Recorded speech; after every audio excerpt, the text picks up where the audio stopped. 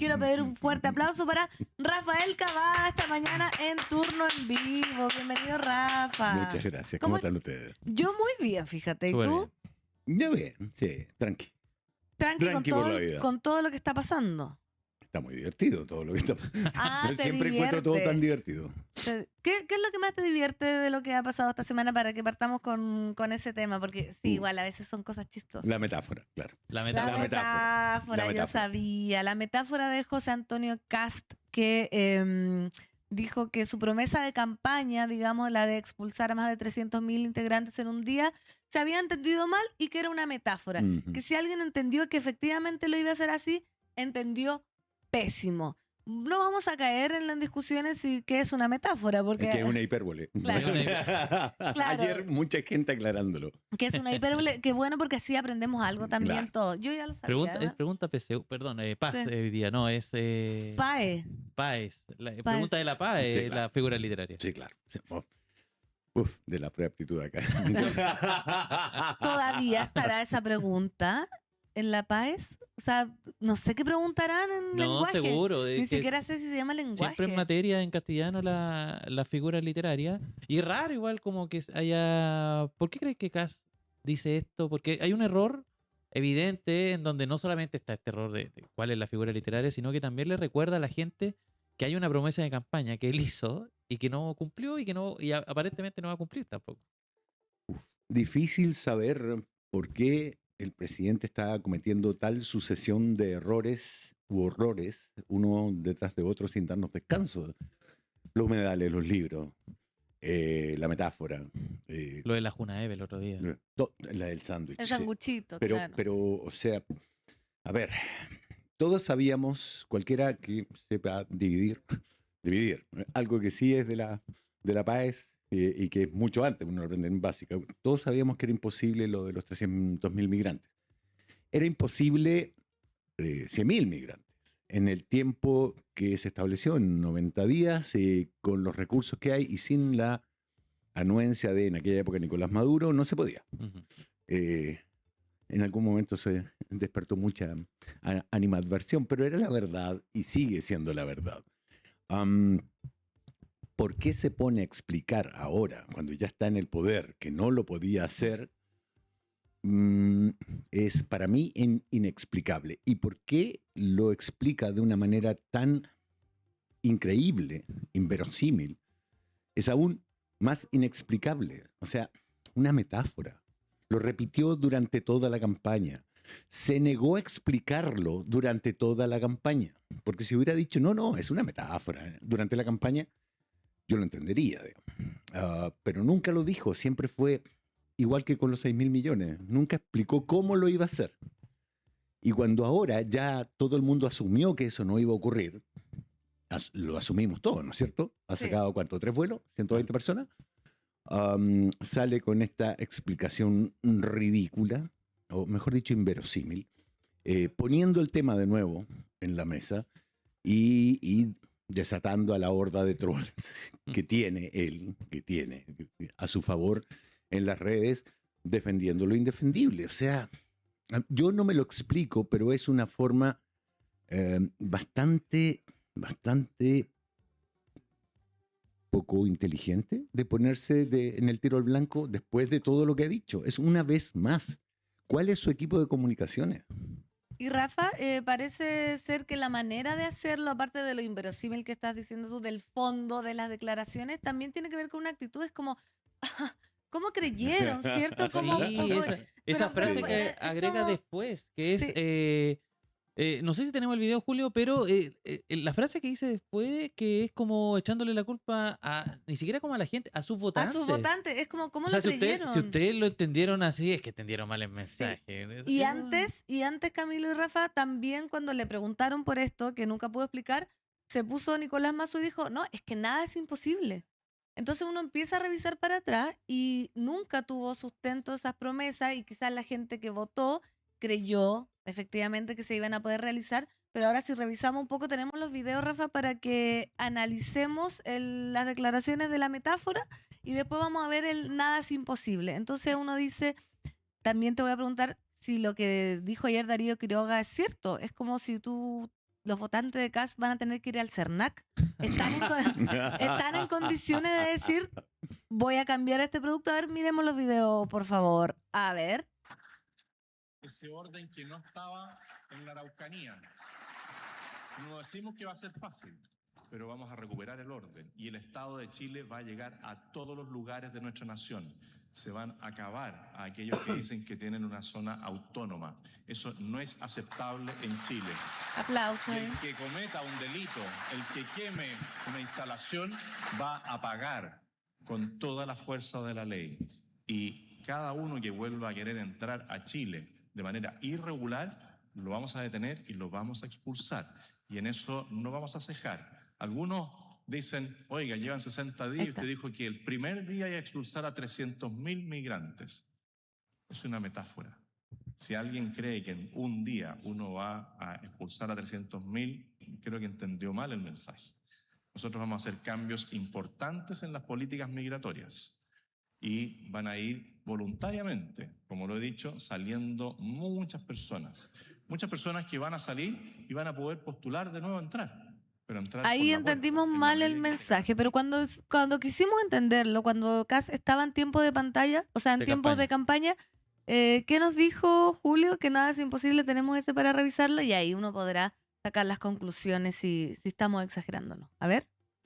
¿Cómo pretende expulsarlo si en la práctica es imposible que usted cumpla con esa promesa? No hay nada imposible en la vida. Listo. ¿Quién No. entendió mal? Nada es imposible. Bueno, es también la manera de acercarse a la gente, Rafa, ¿no? Como con estas promesas y Me siento tan reiterativo. La primera vez que conversamos, ¿te acuerdas que yo te dije que en su alocución él había dicho que había cumplido muchas cosas y yo decía, ¿dónde están los datos? Habló de los migrantes. ¿Dónde estaban los datos? Los datos, ningún dato fue citado, porque los datos que hay son absolutamente contradictorios con lo que él dice que hizo. Ahora bien, lo que pasa es que era una metáfora. Ok, ¿cuántas metáforas más había en las promesas de campaña? Lo de, no sé, no tocar los programas sociales, eso también era metáfora, digamos, los vamos a tocar igual. Lo de reunir los 6.000 millones, todo se pone en duda porque tú ya no sabes qué era metáfora y qué no. Partamos de la base que uno tiene que tomarse las cosas con cierto rango, digamos. Sí, uno puede. A ver, es peor. Es mucho peor. Todos los candidatos a presidente hacen promesas que saben que no van a poder cumplir. O mejor dicho, saben que de 100 promesas van a cumplir 50. Porque en todo gobierno, la mitad de tus esfuerzos van a cumplir lo que prometiste y la otra mitad a apagar incendios. Podéis llamarle a eso movimiento estudiantil, Piñera 1, en Bachelet el caso Cabal, Piñera 2 el estallido, la pandemia, el presidente Boric, no sé, entre los indultos y varios disparos en el pie, digamos. Y ahora la guerra en Ucrania y ahora la guerra en Irak. Y los procesos constitucionales. Exacto. Ya, sí. Pero la mitad de tus esfuerzos va a apagar el incendio. Entonces tú entiendes que la mitad de lo que prometiste va a tener que quedar fuera del programa. Evidentemente, la eutanasia, probablemente algo que... ¿Cuánto tiempo venimos diciendo que la mayoría de los chilenos estamos de acuerdo en que se nos dé ese derecho? Y se patea, y se patea, y se patea. Pero otra cosa es prometer algo que tú sabes que no vas a poder cumplir. Prometer algo que suena muy bonito, y que, como lo comento, por eso me siento reiterativo, la gente cree lo que quiere creer, no lo que es posible, no lo que es comprobable. Cree porque tiene miedo, porque tiene desilusión, porque no es racional. No nos educan para ser racionales, o mejor dicho, nos contaminan lo suficiente como para que decidamos con la guata y no dejemos participar a la cabeza en el asunto. Entonces, ahora la gente eligió creer una promesa vacía y él les acaba de decir, era una promesa vacía y la gente, todavía hay gente que lo defiende, digamos, y el resto tiene que quedarse callado. A mí me parece un camino peligroso porque desde aquí en más, la pregunta obligatoria es, ¿qué otra cosa que nos prometió era una metáfora? Y ese es el punto. Yo no me explico por qué se mete. ¿por qué se mete a explicar algo que es evidentemente inexplicable? Que cuando lo explica queda como mentiroso y como además, como ustedes lo decían, como diciendo, si los que no entendieron fueron ustedes, son 20 millones de personas con limitaciones intelectuales que no entendieron lo que yo decía, o mi poesía. Y ahora, ¿cuántas más de tus promesas eran metáfora, hipérbole o cualquier otra figura literaria? A mí me complica porque la figura presidencial, no José Antonio Kast, la institución del presidente debería estar por arriba de errores autoinfligidos tan severos y tan torpes. O sea, un autogol otra vez esto, como ponerse a explicar lo inexplicable. ¿Viste Punto de Quiebra? No, la versión antigua, cuando está con una escopeta No. y alguien golpea, la policía golpea la puerta y la escopeta se dispara y le vuela la mitad del pie a Anthony Kiedis, que actúa en esa película. sí. Bueno, es básicamente eso, es arrancarse la mitad del pie por tener una escopeta en la mano, cargada, martillada y apuntándole directamente hacia tu pie, cuando podías perfectamente haberlo evitado. Haberse callado.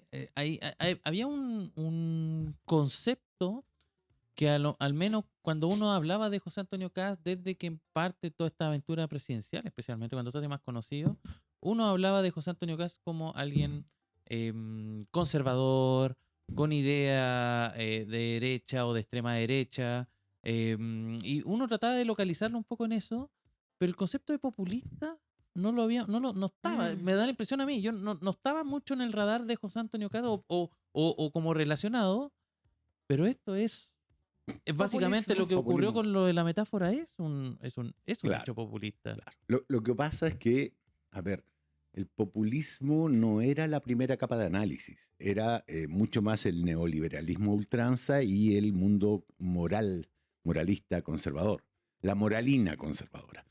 Pero si tú miras su campaña, es Steve Bannon, es la escuela de Trump, es el creador del diseño de Breitbart News, donde todas las mentiras se tiraban al aire porque cuando las corregías ya habían hecho su trabajo, ¿ok? Y eso es por definición populismo, por definición, ofrecer soluciones simples a problemas complejos, en realidad, y a mí me parece que hay también una apelación constante a esa cosa patriótica o más bien chauvinista. Es muy diferente ser patriota a ser chauvinista. Y a las promesas que se hacen, las soluciones simples que no se pueden cumplir. La solución simple o simplista de los migrantes, la solución simplista de bajar los impuestos, no crear nada que integre una mayor recaudación y todo. Mira, los empresarios han salido a poner paños fríos. El Consejo Fiscal Autónomo dijo que esto era un mamarracho, no un mamarracho, pero que era imposible, que iba a provocar una divergencia entre los ingresos y el presupuesto. Lo dijo también el Fondo Monetario Internacional. Todos los economistas que consideramos serios en la plaza han dicho que el plan económico de Quirós no va a dar resultados, que no va a generar mayores ingresos hasta un lapso de 8 años más, pero que eso después se estabiliza, no sigue creciendo. Entonces, todo eso son soluciones simples a problemas complejos, soluciones ideológicamente orientadas, decididas, más allá del dato técnico, y eso es súper preocupante, porque al final del día, eso es, 1, definición de populismo, 2, tiene una cuota de mesianismo de por medio, Milei, una cuota de Trump. Yo no creo que el presidente Kast sea un Milei o un Trump. En Chile tenemos harto más respeto por las instituciones que en Argentina, y creo que el presidente Kast tiene mucha más respeto por las instituciones que Donald Trump. Pero es preocupante igual porque corres el riesgo de retroceder en un gobierno, algo que ha tomado, no sé, del retorno a la democracia para acá avanzar. Rafa, y bueno, tomándome de tus palabras y de lo peligroso, por lo menos que puede ser para la ciudadanía, que un presidente esté gobernando a través de metáforas, digamos, que él mismo lo ha dicho. Si no me equivoco, Camilo, ayer en la madrugada se aprobó el corazón de la... A las 5 A y las cuarto, 5:15 más o de la menos. mañana se aprobó el corazón de la mega reforma, que es esta rebaja del 27 al 23% de impuestos a las grandes empresas.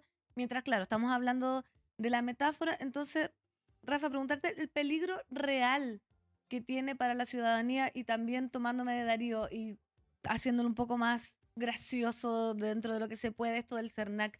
Estamos siendo gobernados por alguien que no va a cumplir absolutamente nada de lo que dijo, que fue un personaje en campaña y ahora es totalmente distinto siendo presidente cuando efectivamente tiene el poder, tiene la mayoría de los votos, porque nunca en campaña se habló tanto de la mega reforma y resulta que ahora se aprueba a las 5:15 de la mañana.